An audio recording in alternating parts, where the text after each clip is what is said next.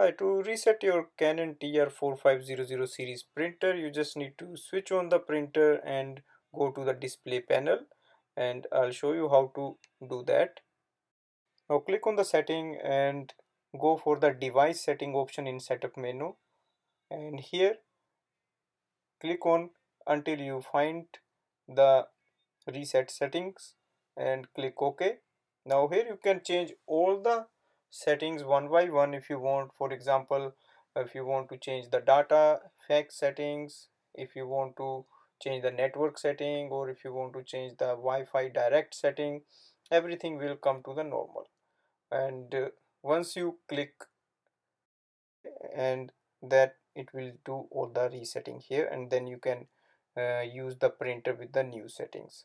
For example, I'll show you here for LAN setting. For just click on yes once you reach there, and or for the web services, and you will see it will show initializing the setting, and then it's done.